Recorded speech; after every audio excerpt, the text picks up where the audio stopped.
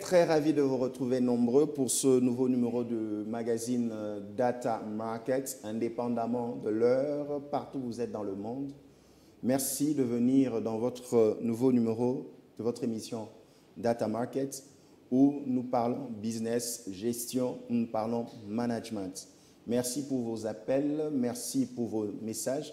Lorsque nous avons reçu pour vous l'un des cadres, des ténors dans tout ce qui est gestion des matières précieuses et semi-précieuses, qui est le président de la FECODI, Albert Kalonji-Moulopoué. Avec lui, nous avons parlé de cette stratégie à mettre en place pour faire remonter le secteur du diamant en RDC. Vous nous suivez partout dans le monde, aux États-Unis d'Amérique, à Washington et à Dallas, où nous avons notre bastion.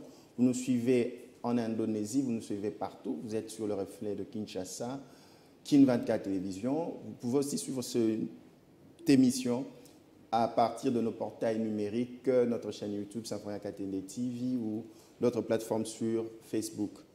Ce soir, nous allons encore parler plus de management parce que nous comprenons ceci. Sans stratégie managériale, on ne peut pas atteindre les objectifs fixés dans un pays, dans une communauté, dans une structure, dans une entreprise. Et pour en parler, nous recevons ici le docteur en management, le portail du management en RDC, le professeur Tsaman. Bonsoir, professeur. Bonsoir. Professeur Tsaman, lorsqu'on parle que vous êtes le portail du management en RDC, qu'est-ce que ça vous fait? Un téléspectateur m'a dit de vous poser cette question. Je t'assure, c'est un peu comme si on disait à un garçon que tu es garçon. C'est tout à fait logique. Ça signifie qu'il y a un problème de connotation. Quand tu dis à un garçon, toi, tu es un garçon, ça signifie tu représentes, tu reflètes les caractéristiques d'un garçon. Et quand on dit à quelqu'un, mais toi tu es le portail, portail c'est grand, c'est la porte d'entrée. Je ne peux qu'être heureux de ces fleurs. Merci beaucoup. Professeur Tsaman, est-ce que vous affirmez, sans une stratégie managériale, aucune structure ne peut atteindre ses objectifs? Je dirais oui. Sans stratégie managériale, il est difficile d'atteindre son objectif.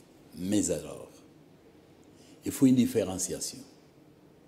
Il y a ce qu'on appelle management empirique, qui, généralement, reflète des caractéristiques innées ou héritées. Il y a le management scientifique et professionnel qui ne peuvent que renforcer, consolider, perfectionner ce qui est le management empirique. Mais quelle que soit la situation, pour le management empirique, sans objectif, eh bien, on ne pouvait pas atteindre l'objectif. C'est pourquoi il y a un proverbe Mboun, ma langue, qui dit Lelengmomomoti ou Tsoukan. Qu'est-ce que cela veut dire? Une femme qui va dire, je vais commencer à labourer ici, là, là, là, là, là, là, et puis je vais m'arrêter quelque part. Elle dit, elle va labourer, mais comme elle ne sait pas là où elle va commencer, elle ne dit pas là où elle va s'arrêter. Conséquence, de femmes pareilles, on les appelle des paresseuses. Parce qu'il n'y a pas d'objectif. Voilà ce que je peux éventuellement dire. Donc, que ce soit dans les cadres publics, dans les cadres privés, il faut d'abord des objectifs précis, objectifs quantifiables, objectifs palpables, objectifs mesurables pour vous permettre d'évaluer la performance qui vous a amené à atteindre l'objectif. Et cet objectif va s'appeler les résultats. Donc, comment allez-vous vous entreprendre pour atteindre un résultat? Ces résultats, c'est l'objectif, il faut connaître. Ces résultats, c'est l'objectif, il faut le connaître. Professeur Saman, clairement, aujourd'hui, un pays, un gouvernement d'un pays peut se gérer sur le plan des objectifs managériels comme une entreprise. Des entreprises, on parle des macros en économie, on parle des micros en management ou en économie industrielle, mais quelle que soit la situation, il faut nécessairement avoir des objectifs pour ne pas commencer à poursuivre le firmament. Très chers téléspectateurs de partout où vous nous suivez, indépendamment de l'heure, vous êtes sur King 24 Télévision, le reflet de Kinshasa. Nous recevons pour vous le professeur Saman, docteur en management. Professeur Saman, ce soir, nous allons parler des résultats qui sont des objectifs, comme vous expliquez, pour le gouvernement. Le gouvernement doit atteindre des objectifs qu'il s'est assignés en termes de résultats. Et ce résultat aussi s'exprime en capacité de mise en œuvre par un budget.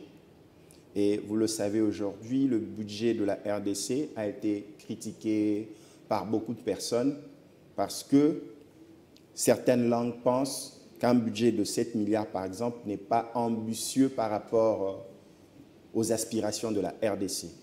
Et sur le plan volet managérial, nous avons retenu ce soir 4 grands points. Nous allons parler du management politique, des gestions des ressources humaines au sein du gouvernement. Nous allons parler aussi de management de coopération multi-internationale, ainsi de suite. Nous allons aussi parler de management public et surtout lié dans la gestion des ambitions de devenir et terminer par le management de l'éducation. Parce que nous sentons le président de la République en tant que grand manager impulse. Je voudrais ceci dans chaque secteur et voici la compétence au sein du gouvernement qui vont m'accompagner à concrétiser mes objectifs en résultats qui sont des résultats. Je pose cette question. Beaucoup n'ont pas votre connaissance. Beaucoup n'ont pas la science pour pouvoir mener une approche managériale. C'est la raison pour laquelle, en toute humilité, avec nos infirmités et certaines manques de connaissances, de compréhension, ensemble avec les téléspectateurs, nous voudrions comprendre, même les décideurs qui nous suivent à cet instant dans Data Market sur Kin 24. Le management politique de gestion de ressources humaines au sein du gouvernement, en termes simples, de quoi s'agit-il? Ok. Je crois que vous avez voulu... Je comprends. Qu'on puisse jouer un rôle pédagogique. Tout à fait. À ce que je sache. Tout à fait. Si c'est un rôle pédagogique, ça signifie je ne parle pas pour moi, mais je parle pour me faire comprendre. Tout à fait. Alors, à ce moment-là, je vous l'ai dit depuis très longtemps, depuis que j'ai terminé mes études, docteur en management, il y a plusieurs années, il m'a fallu plus de 10 ans pour arriver à définir ce que c'est le management. Au fur et à mesure qu'on avance, on s'est aperçu que les Congolais qui, en fait, dans les années 80, ne savaient pratiquement rien de management, maintenant, ils en parlent aisément. Chacun dit managérial, chacun dit etc., etc., toujours dans le cadre du management. Alors, il faut que nous puissions situer même les langages. Au niveau du 3e cycle, c'est-à-dire les gens ont appris ce qu'ils ont appris, mais au niveau du 3e cycle que nous organisons, à l'université du CEPROMAT. À l'université du CEPROMAT, c'est-à-dire les DA, les masters, voire même les années à venir, les doctorats, on commence à expliciter cela. Par votre question, je peux dire qu'il s'agit de tel type de management. Parce qu'au départ, nous disons le management, c'est comme un éléphant entouré de 20 aveugles. Chacun touche l'éléphant là où il peut toucher et définit l'éléphant en fonction de la place qu'il a touchée. Et nous avons dit autrefois qu'il y a autant de types de management, du moins pour le moment au gouvernement actuel, qu'il y a des ministères. Donc, quand on parle du ministère du développement rural, il y a le management du développement rural. Il y a le ministère de ceci, etc., etc. Partant de là, pour répondre, je dirais, la question qu'il est en train de me poser correspond à quel type de management qui peut devenir une filière spécialisée. Tout à fait. Donc, pour la première question, vous me posez la question et je vous dis, c'est quel type de management? La question, c'est quoi? Question de gestion de? Gestion, donc management politique de gestion des ressources humaines. Alors, vous entendez bien. Management politique. Donc, nous avons une filière qui s'appelle management politique des ressources humaines. Il y a la science politique qui est globalisante, qui étudie l'ensemble des stratégies, ensemble de tout cela. Et la politique, science politique, c'est la science du pouvoir, comme on dit. Tout à fait. Mais le management politique des ressources humaines, c'est une filière qui n'appartient pas tout simplement à un politologue qui a fait les sciences politiques et administratives, mais qui appartient à tout le monde, c'est-à-dire les médecins, les ingénieurs, les avocats, tous ceux qui veulent faire la politique. Les basics, c'est-à-dire sa formation de base, c'est la formation qui lui appartient, qu'il a reçue, soit à l'ISTA, soit à l'Institut d'agronomie, soit, etc., etc. Mais maintenant, quand il vient faire la politique, ça c'est un plus.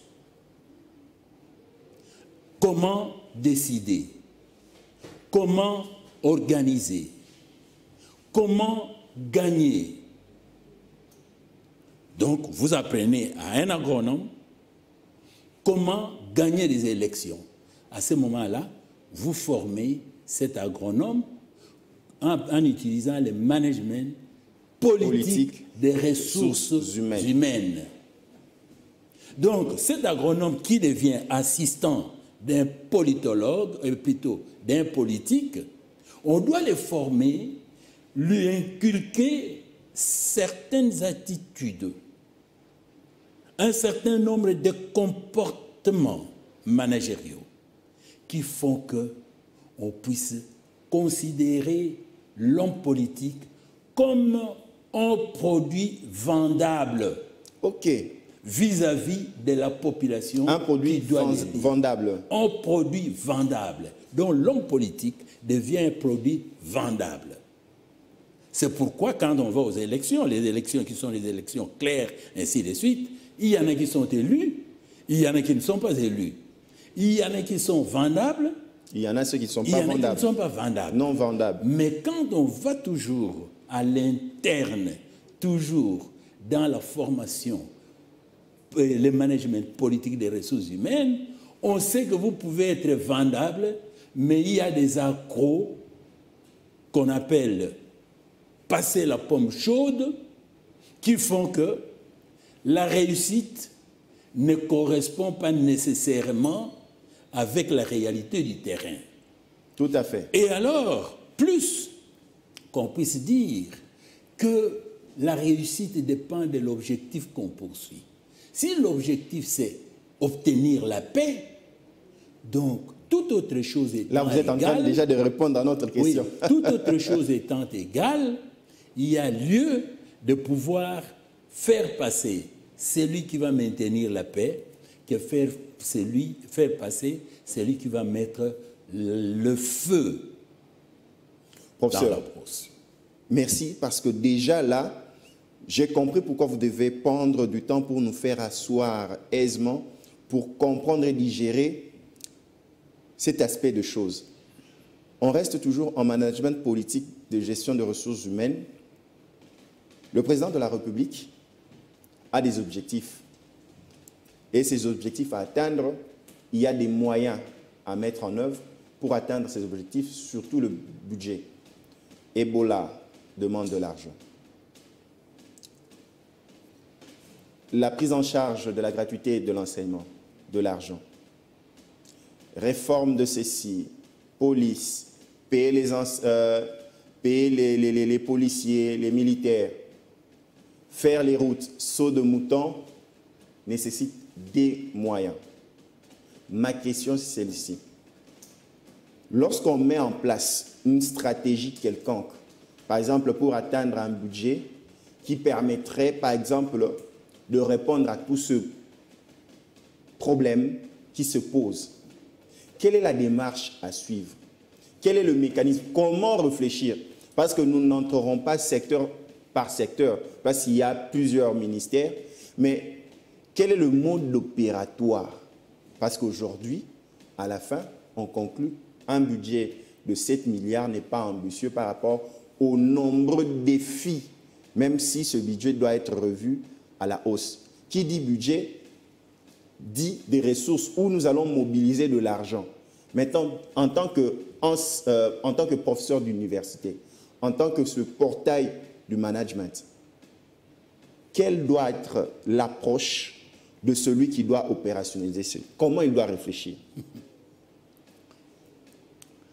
Mais je vous assure, permettez-moi, si je dois me mettre à la place de ce que tu appelles portail de management, je n'en connais pas deux. Hein? Oui, je commencerai d'abord par vous dire que déjà par votre question, vous êtes conflictuel avec vous-même.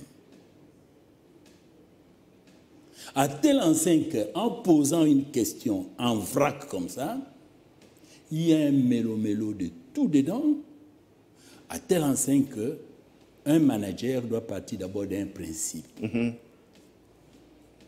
Qu'un homme savant, c'est celui qui rend ce qui est simple complexe.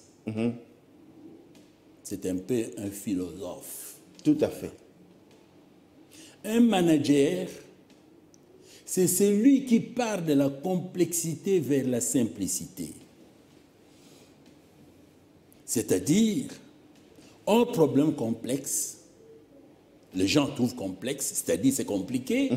Par exemple, Ebola, un manager, lui, vaccin, c'est un homme solution.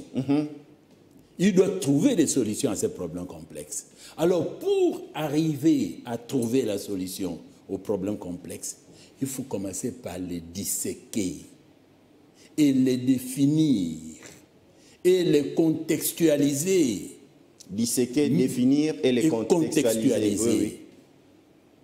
Parce que quand on dit par exemple structure en sociologie, n'égale pas structure en géologie. Donc si vous n'avez pas contextualisé votre question, il y a déjà la confusion pour les mêmes concepts qu'on a utilisés. Deuxième élément, il faut définir la connotation du concept. Chaque concept, en fin de concept, ont plus ou moins 3 connotations. Là, c'est le mode opératoire que vous êtes en train de donner à son Excellence, Monsieur le Premier ministre. Oui, voilà. Il y a des mots à connotation négative, connotation positive et connotation neutre. Quand vous utilisez un terme à connotation négative, tu énerves les gens. À ce moment-là, quel que soit l'objectif que tu voulais atteindre, vous n'allez pas l'atteindre seul, parce que vous avez énervé. Alors, pour être plus simple, je dirais ceci. Vous avez parlé des choses d'Ebola. Ça s'appelle management de santé publique. Vous avez parlé de l'éducation. Gratuité. Ça s'appelle gratuité. Ça s'appelle tout management. Tout est posé au même moment sur la table du Premier ministre. Mais je vous ai dit qu'un manager, c'est celui qui doit partir du complexe vers la simplicité. Et il regarde les ressources, il vous dit dans la caisse, il n'y a rien. Et c'est pourquoi il a regardé d'abord, il était seul, il s'est aperçu qu'il doit se faire entourer des managers opérationnels. Et les managers opérationnels, ce sont des ministres déjà. Tout à fait. Bien sûr, il y a le gouverneur, il y a des autres, tout à fait. Mais directement, ce sont des ministres. Quand il s'est entouré d'autant de ministres, peut-être plus nombreux qu'on le croyait, peut-être il fallait moins non, etc. 66 mais membres.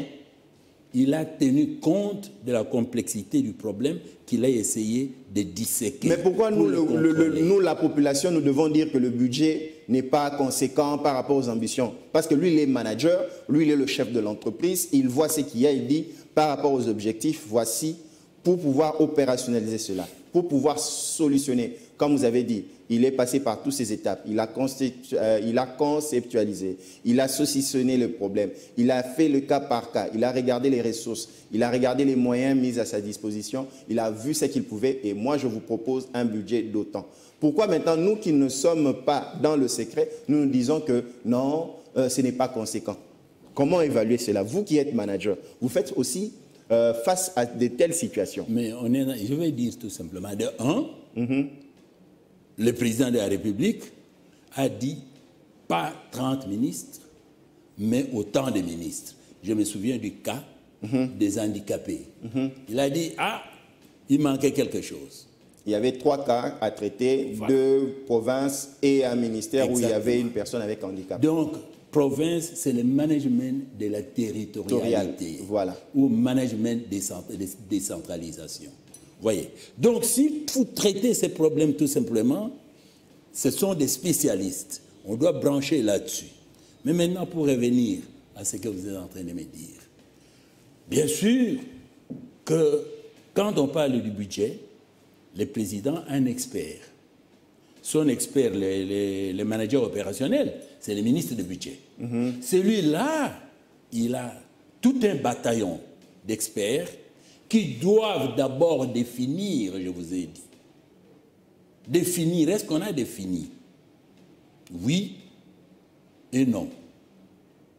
Oui, parce que le président de la République, pendant la campagne, il a dit, je veux un budget de l'ordre de une affaire de 80 milliards. Voilà, qui n'en prend pas le chemin avec les réalités. Ça, il a dit. Maintenant, il faut rentrer au laboratoire. On a cessé tout ce qu'il y a comme propagande, on a cessé tout ce qu'il y a comme publicité. Il faut maintenant être réaliste. On revient. Alors il faut définir. Dans le concret, est-ce qu'il nous faut un budget programme ou bien un budget prévisionnel basé sur les recettes? Alors l'option qu'on vient de prendre maintenant, c'est une option qui ne semble pas cadrer exactement avec la vision qui était donnée. Est-ce qu'une faute, par exemple? C'est une faute, par exemple? Mais non, ce n'est pas une faute. Alors pourquoi les gens s'alarment? J'ai dit, pourquoi j'y viens. Les gens s'alarment par manque de connaissances. Et c'est pourquoi je dirais, le budget programme, c'est tout à fait normal, on peut atteindre.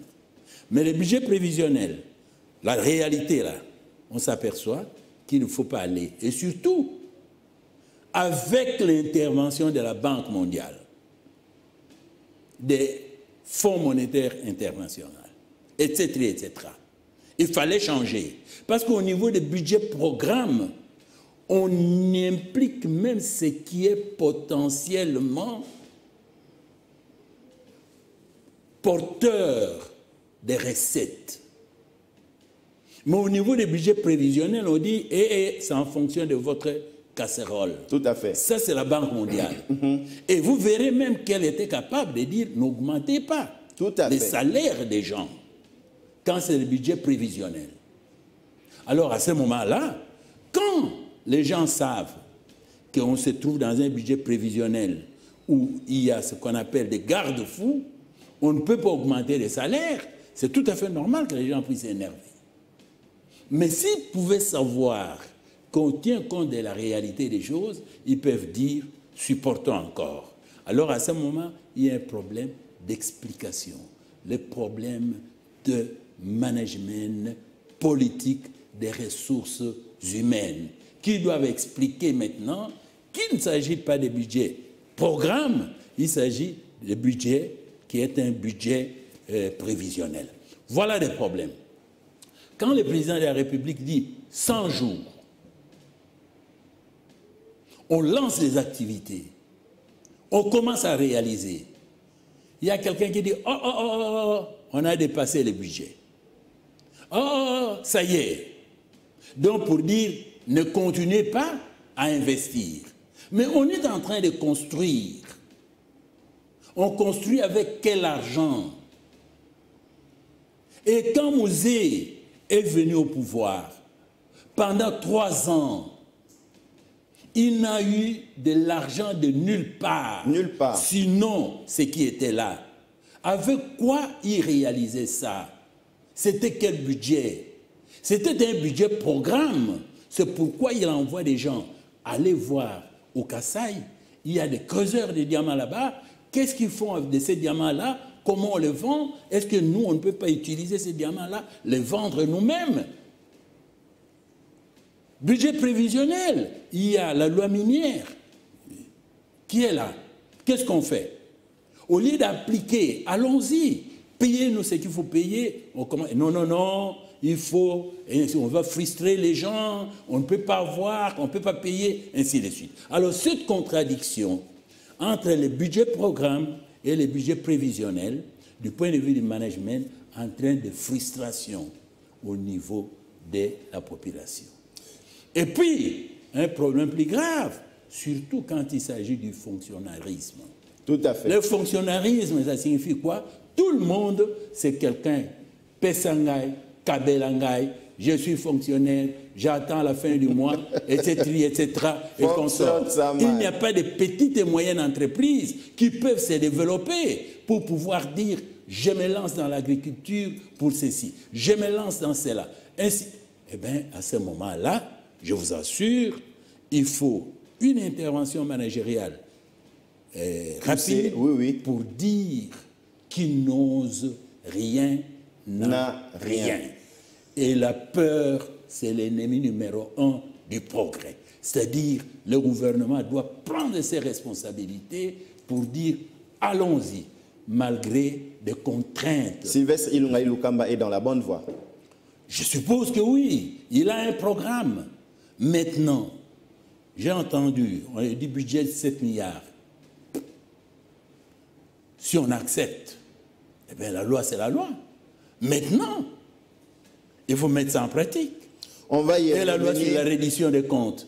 On va y revenir parce qu'il y a deux... Mais quand on va vers le déviationnisme positif, pour dire, ça y est, comptons d'abord sur nous-mêmes, eh bien, à ce moment-là, s'il faut aller dans les contrats chinois pour dire, nous avons de l'espace. Mobiliser des ressources grâce... Nous pouvons utiliser de l'espace à base, et plutôt mobiliser les ressources à base de notre espace. S'il faut des contrats amphithéose, on doit donner, on ne vend pas, mais gérer ça pendant 25 ans. Prenez ce que vous pouvez prendre, construisez-nous des routes. Après 25 ans, ça nous appartient, parce que la terre, le sol et le sous-sol appartiennent à l'État. À l'État. Eh bien, à ce moment, nous gagnons. Après 25 ans, cette portion de terre nous revient. Ceux-là ont pris ce qu'ils pouvaient prendre. Quelqu'un qui vient s'amener pour dire « je veux ouvrir des stations de carburant et tout ça », vous dites très bien, mettez votre argent. Nous, ce que nous pouvons éventuellement vous donner, c'est la population, les marchés. Parce que la ville de Kinshasa, c'est plus de 12 millions d'habitants. Mais vendre du carburant au Congo, en face, n'amène pas autant d'argent que vendre à Kinshasa. Mais si, au lieu de vendre au Congo d'en face, là où vous ouvrez tout simplement 5 stations, vous pouvez venir ouvrir 40, 50 stations à Kinshasa. Mais vous nous payez quoi? Stratégie managériale. Alors, stratégie managériale, ok, ouvrez. Moi, j'ai tout simplement droit de terre, droit de propriété. Donnez-moi 45% sur vos investissements. Tout simplement parce que je vous donne l'espace et je vous donne tous les propriétaires de voitures qui sont à Kinshasa qui viendront acheter votre produit. À ce moment-là, vous allez gagner. Capitaux frais. Et je vous assure, c'est possible. Donc, à ce moment, nous partons dans le budget programme où nous créons des richesses au lieu de nous attarder pour nous contenter des droits de douane. Alors que maintenant, avec le problème de l'autoroute Congo-Brazza, ça pose déjà problème et ça nous prépare pour pouvoir nous ruiner davantage. Très chers téléspectateurs, vous le remarquez, c'est beau, lorsqu'on maîtrise le management, vous sentez que tout est facile parce que vous identifiez le problème, parce qu'un sérieux problème, vous l'avez remarqué, on ne sait pas identifier le vrai problème. Même dans nos cadres logiques à problème, nous ne savons pas situer le vrai problème. C'est la raison pour laquelle nous répondons aux questions qui ne sont pas posées. Or, le management nous aide à répondre aux questions posées. Ne vous étonnez pas, c'est le fait d'être auprès du professeur Saman que nous apprenons aussi. Professeur Saman, nous allons parler... Vous savez, il y a quelque chose de très positif. Lequel, professeur? Vous avez entendu que le gouvernement a fait recours à la dette intérieure. Tout à fait. De tout le temps, on crie. Les Congolais ont investi à l'extérieur, etc., etc., etc., etc. Vous savez que cet investissement à l'extérieur, c'est de l'argent frais. Mais maintenant, au lieu de le condamner, on le motive. Ramenez votre argent. Vous allez prêter ça à l'État. L'État va payer. Est-ce que vous entendez? Tout à fait. Si l'argent, ce sont des dollars qui se trouvent à l'extérieur, il suffit que les maîtres du terrain ou tout ça décident qu'on puisse bloquer ce qui est Shakespeare. Vous voyez les feuilles de Shakespeare. Tout à fait. On est bloqué. Mais maintenant, si vous prenez vos Shakespeare là-bas, vous vendez ça au gouvernement congolais. Ça s'appelle appel des capitaux. Une autre stratégie. Tout cet argent-là revient dans notre pays. Eh bien, les caisses de l'État vont être renflouées, non seulement par l'État, mais par les Congolais eux-mêmes qui font partie de l'État. Professeur, parlons de notre management de coopération internationale. Nous avons vu le président Félix aller 74e sommet des Nations Unies, aller en Belgique. Il a fait des voyages très importants. Là où il allait, c'est vendre le pays, les possibilités de réussir en RDC sur le plan des affaires, progresser ensemble, que ce soit pour les étrangers comme les Congolais. Est-ce un management à mettre à profit lorsqu'on sait parler à l'autre, de présenter ce qui est la visibilité par rapport à l'opportunité dans le monde des affaires en RDC? La filière chez nous, au 3e cycle, c'est le management des organisations internationales. Comme il y a les MBA, Management of Business Administration, il y a le management des organisations internationales. Ça, comme nous avons dit, qu'au 3e cycle, nous maintenons la formation des bases d'un chacun. Si vous avez fait une licence en sciences politiques et administratives, vous avez fait une licence en relations internationales, très bien. Maintenant, au 3e cycle, nous ne sommes pas là pour vous transférer encore des connaissances en relations internationales, mais pour vous transférer des compétences, pour dire comment pouvez-vous utiliser vos connaissances des relations internationales pour que ça puisse vous produire l'argent, pour que vous puissiez créer des richesses. Alors c'est pourquoi, quand le président de la République est en train de tourner, bien sûr, pour nous, pour les autres, ça s'appelle affaires étrangères et relations et tout ça, mais management des organisations internationales, ça signifie comment vendre les pays, comment se faire vendre. Regardez ici, en République démocratique du Congo, nous voyons des grands tableaux. On est écrit là-dessus RFI. Qu'est-ce que RFI a à devoir mettre un tableau, une grande pancarte ici? Regardez même la boisson que nous prenons. C'est marqué American Water ou Canadian Water. En fait, c'est quoi? Ça, c'est le management des organisations internationales. Quand je dis organisations internationales, j'y place aussi des multinationales là-dedans. Quand ils demandent à d'autres sociétés internationales de véhicules venir ici, voilà, c'est aussi vendre. Exactement. Les multinationales qui sont en train de vendre leur pays. Et les pays les protègent. Parce que ce sont des sociétés américaines. Il faut protéger. Et eux sont là pour prendre les drapeaux de leur pays. Pour dire, ça se trouve là. Et ceux qui disent que vous bradez les pays aux étrangers, est-ce que ça a un sens? C'est pourquoi je dirais brader, ça signifie quoi? Brader, c'est quand on va signer des contrats léonais. C'est pourquoi, quand on y va, c'est presque se mettre dans la bouche, dans la gueule de croco. Même recevoir l'argent de l'FMI, Banque mondiale, où vous allez payer, ça sera des dettes. Mais moi, ce sera des dettes, ça c'est une évidence. Je ne suis pas contre les institutions internationales. Mais je voudrais qu'on puisse me citer un seul pays qui est passé du statut de sous-développement au statut de développé parce qu'il a eu l'aide de la Banque mondiale. Allez demander à Albert, qui a écrit un livre sur l'évaluation de la Banque mondiale. Est-ce une mauvaise stratégie managériale? Non, je dirais tout simplement, il y a des stratégies, ce sont des stratégies. Il y a une question de choix.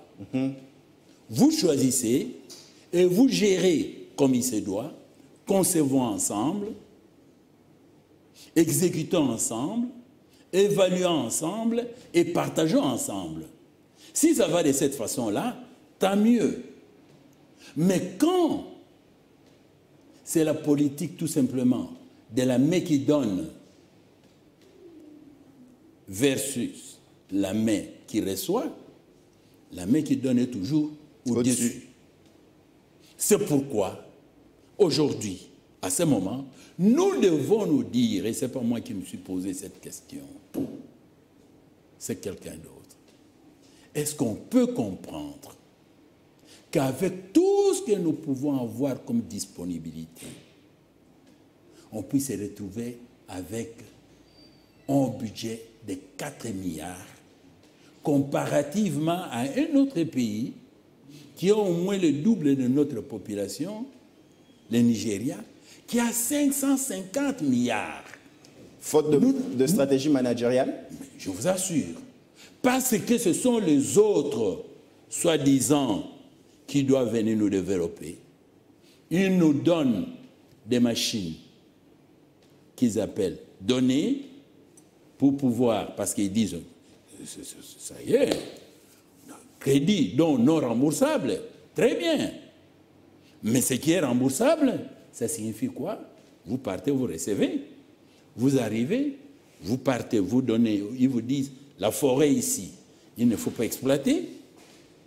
c'est bon, mais seulement l'autre partie on peut, la partie où il faut exploiter, il faut des machines.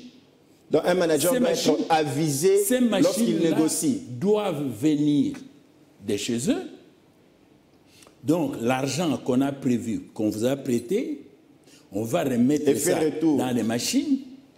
Il faut les personnels qui viennent venir entretenir ces machines. L'argent qu'on vous a payé, il faut payer leur salaire. À telle enseigne qu'on va à l'équation qui dit, quand on vous prête $100, il n'y a que à peine $2 que vous gardez en termes de résidus. Mais tout rentre à l'origine. Donc, le manager doit être éclairé dans ses choix. Le manager doit tout d'abord être avisé. 2 concepts pour un manager. 1, être intelligent. 2, aimer l'argent. Être intelligent et aimer l'argent. Si vous êtes intelligent, pas en termes de transfert de connaissances, mais en termes de transfert de compétences, savoir-faire. Savoir-faire.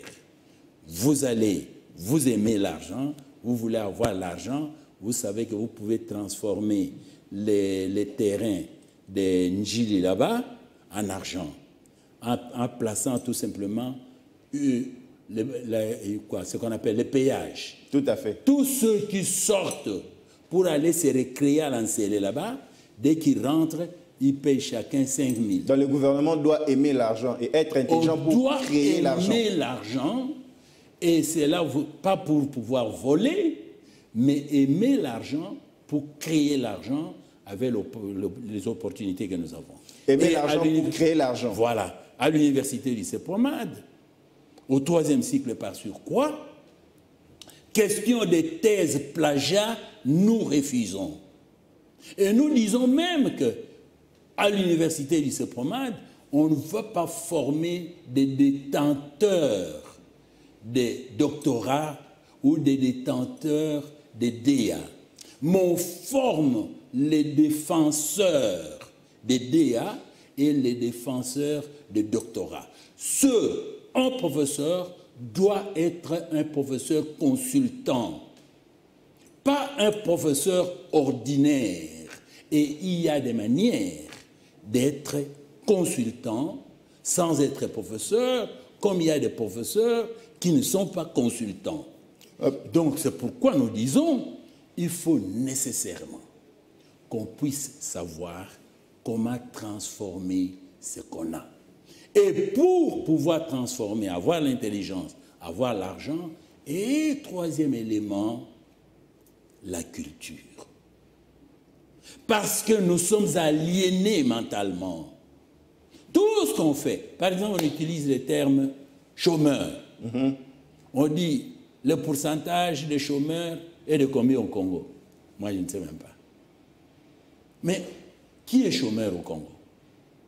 Qui est chômeur, professeur? Au village là-bas, il y a des chômeurs.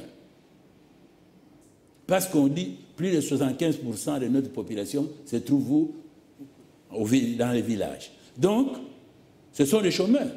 Non, c'est une main-d'œuvre mal utilisée. Parlons d'une main-d'œuvre mal utilisée. Les sages-femmes, dans chaque village. Là, on est dans le management déjà de l'éducation. Voilà, de l'éducation. Des sages-femmes. Ils ont accouché des femmes. Dans chaque village, il y a des sages-femmes. La valorisation des compétences déjà acquises. Alors, qu'est-ce qui va arriver? Cette sage-femme qui a accouché déjà plus de 50 femmes, vous le comparez à une fille qui vient de faire l'ISTEM quelque part ici, et cette fille gagne plus que cette sage-femme au village. Parce qu'elle a alors que si on pouvait éventuellement utiliser le management empirique, on prendrait tout simplement toutes ces sages-femmes-là, on organise un petit programme de recyclage de 6 mois pour pouvoir créer une sorte d'harmonie entre l'empirisme et la scientificité, eh bien, toutes ces femmes seraient devenues des infirmières sages-femmes. Infirmières sages-femmes. Et leur donner un numéro de matricule. Et puis c'est terminé. Et on gagne du temps, on perd moins de moyens. On ne peut plus les appeler chômeurs. Allez voir tout simplement ceux qu'on appelait des nten, des chefs. Dans chaque village, il y a des juges. Juges coutumiers. Coutumiers. Alors, au lieu de pouvoir prendre ces juges coutumiers, les recycler, ainsi de suite, pour les transformer par des juges, je ne sais pas comment, en donnant... Mais on oublie tout ça, on les appelle je ne sais pas qui, alors on va se retrouver avec des parquets, avec un seul magistrat, dans les fins fonds du pays. Or, ce juge-là aime déjà vivre dans ses conditions, dans sa réalité. Et ils sont en train de juger. Oui, oui. Il ne peut même pas être corrompu parce qu'il vit dans cet environnement. Alors, à ce moment-là, mais il suffit de les recycler. On leur donne un numéro de matricule. Ça y est, ça fait moins de chômeurs, comme vous voulez, parce que vous appelez travailleur celui qui a un numéro de matricule, même s'il ne gagne rien. Eh bien, il y a tout un tas de choses. Ne parlons pas de l'agriculture, ne parlons pas de tout ça. La main-d'œuvre est mal utilisée chez nous. Il n'y a pas longtemps, je me trouvais ici, là, au Triangle, après la pluie d'aujourd'hui. Mais mon Dieu, il n'y a plus de passage. Dieu a fait qu'il puisse ramener des tas de sable qui viennent obstruer la voie. Mais je vois là à côté des jeunes gens, les bras croisés, alors qu'il y a des camions qui viennent s'arrêter là pour pouvoir prendre les sables. Ils ont transformé cet endroit-là en carrière. J'ai dit voilà, carrière occasionnelle. Les gens prennent du sable. Et c'est gratuit. Dans les camions, chaque camion coûte $150. Et c'est devant votre parcelle, vous ne faites rien. Il y a des gens qui viennent puiser ça pour mettre là. Mais Dieu vous a amené l'argent là. Stratégie managériale. Alors c'est question tout simplement de pouvoir transformer ces gens pour dire aimer l'argent. Professeur Saman, il reste 3 minutes. Qu'est-ce que nous pouvons retenir de votre passage sur ce sujet? Parce que nous avons ressenti que la solution ou les solutions, nous les avons, mais l'applicabilité. Vous avez donné cette illustration avec la pluie d'hier qui était une pluie diluvienne, les maisons étaient inondées, mais d'autres ont eu le sable jusque devant chez eux. Mais cette richesse a été exploitée par les autres. Ils ont croisé les bras. Qu'est-ce que nous pouvons retenir, professeur Saman?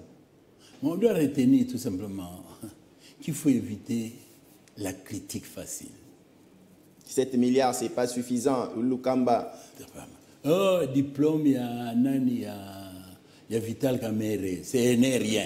Mais mon Dieu, vous qui dites que ce diplôme n'est rien, qui êtes-vous? PhD. PhD, mais alors? PhD veut dire quoi, professeur? Doctor in Philosophy. Donc, il est maintenant dans la philosophie, maintenant Kamere. Doctor in Philosophy. Mais quand on est au 3e cycle, on est docteur. On n'est pas docteur des réparateurs de pneus. On est docteur dans la conception philosophie. De créer des pneus. Donc, c'est de la philosophie. Donc, normalement, chaque docteur respecté et respectable, comme aux États-Unis, c'est le système américain, on l'appelle PhD. C'est-à-dire qu'il a développé une théorie inédite. C'est vous qui parlez l'anglais. Il a réussi ou n'a pas réussi, Kamere? Mais réussir, ça signifie quoi? Quand quelqu'un est proclamé PhD, vous allez demander s'il a réussi. Avec des points à revoir. Parce que le PhD, non. Avec des points à revoir, il doit revoir quelques points. Je suis en train de vous dire, c'est un problème de méthode. Vous savez que moi-même, quand on est aux États-Unis, on ne dit pas 5 sur 20. On dit E, A, B, C. Ce sont des lettres. Oui, oui. Il y a des lettres. Parce que, j'ai eu un A, j'ai eu un E. Celui-là a eu 70%. Il a réussi avec distinction. On peut le prendre comme assistant. L'autre a eu 69%. On refuse de le prendre. Entre les deux, qui est plus intelligent? Selon vous, professeur? C'est le système qui est mauvais. Le système est très mauvais. Parce que celui qui a eu 69%, peut-être c'est le professeur, l'humeur du professeur, peut-être le jour qu'on a présenté l'examen, il avait un problème avec sa femme, mais allez voir dans la vie, il y en a qui roulent carrosse. Et puis quelqu'un dira, d'ailleurs quand nous étions en classe, il était bête, il n'était rien. Mais il oublie d'ajouter, moi je me promène avec des chaussures usées, alors que lui, il est en train de rouler carrosse. Qui est plus intelligent? Ça, on va le considérer comme le dernier mot. Je vais terminer quelque chose. C'est très important. Allez-y, professeur. Je vous assure. Je suis très jaloux de mon diplôme et de mon titre de professeur. Je sais comment j'ai peiné. Alors, il n'y a rien de plus ridicule que de voir une maman qui plante de Matembele dire à un pilote qui ne sait pas piloter. Donc, il faut plutôt encourager. Encourager Kamere avec son titre de PhD. Je ne parle pas de Kamere, je ne parle pas des individus. Kamere, c'est un homme. Je parle de tous les responsables. Tous scientifiques, tous responsables. J'ai été au Parlement pendant 2 mandats, ainsi de suite. J'ai trouvé qu'il y a des gens brillants dans ces parlements.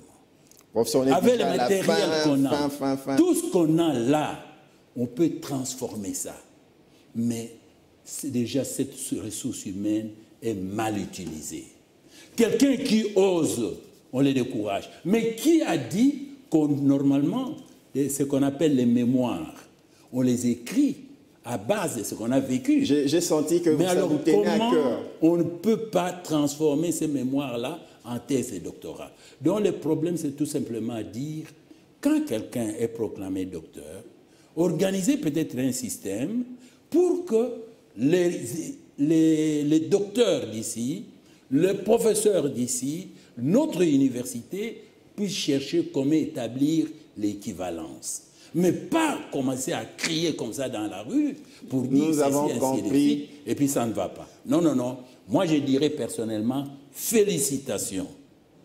Parce que maintenant, on parle de Vital Kamere, je le connais et je t'assure, si j'étais dans le comité, moi, je n'hésiterais pas à devoir le proclamer aussi docteur, mais tout en respectant toutes les conditionnalités telles que prévues par notre loi et éventuellement tenir compte de ce qu'on appelle équivalence. Professeur, c'est déjà la fin.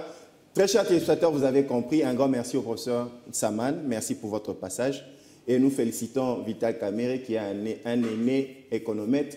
Nous savons de quoi nous parlons. Ce n'est pas facile d'avoir un diplôme de PhD et ce n'est pas aussi facile d'être un économètre comme nous sommes ici présents sur ce plateau. Professeur Saman, ça ne sera pas la dernière fois. Vous nous avez raté ce lundi à 22h juste sur Kin 24. Rattrapez-vous le mardi à 11h juste. Quant à moi, je vous dis à la prochaine. Que Dieu vous bénisse. On va se lever. Grand frère.